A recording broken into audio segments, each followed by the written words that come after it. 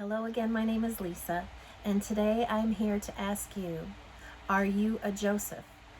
Joseph was, I believe, third in command of all of Egypt, and he saved all of the people from a terrible famine. He was very celebrated and respected.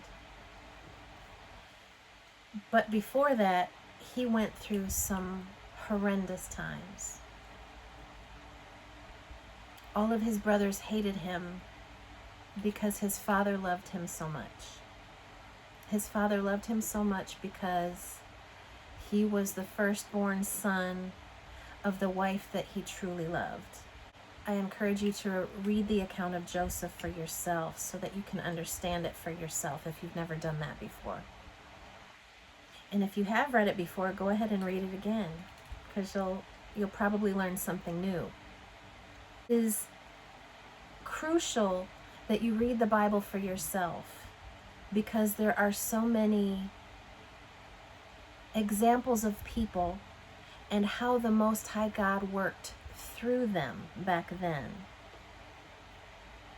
And nothing has changed. God is the same God that worked through Joseph. He's the same God today, and there are many Josephs today. How would you know if you are a Joseph? If you are hated by family, you might be called the black sheep of the family. If you're out in public and someone you never met before treats you harshly for absolutely no reason. Another indicator that you might be a Joseph is if you are wrongly accused, if you are innocent of something and you could even go to jail for something that you did not do. You've been made the scapegoat. Oh, and another indicator that you are in fact a Joseph is if you've had a dream about yourself where you are in some way, how could I say it? In a higher position than all the other people around you. But it's not easy to be a Joseph. And there are a lot of you out there. In fact, if you go to YouTube and do searches, you can find many videos about being a Joseph and what it means and how you should behave, how you should handle yourself. You might be a Joseph if you spend a lot of time by yourself because you have been shunned, ridiculed, treated poorly by the people around you. It's because they just don't understand you. But if you remember Joseph, he was the one tending all the sheep. So he was alone in the fields with the sheep, developing his relationship with God.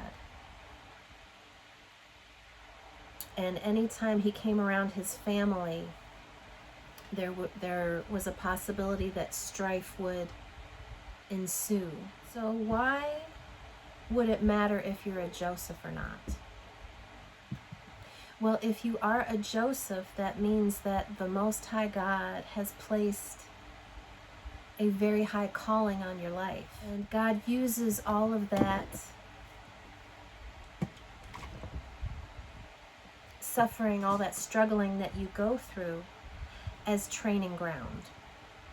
It's an education. You could call it an education of suffering.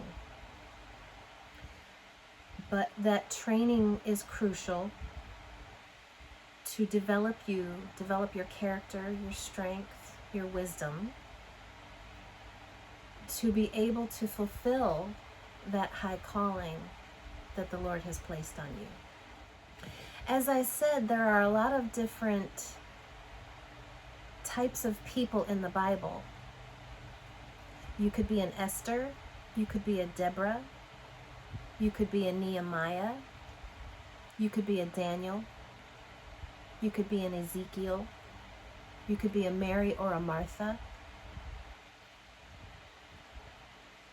You could be a John the Baptist. So I encourage you highly to study the Bible for yourself and look at what each person went through and see if you can find any similarities in your own life. Another thing you should look at is how each person handled what they went through.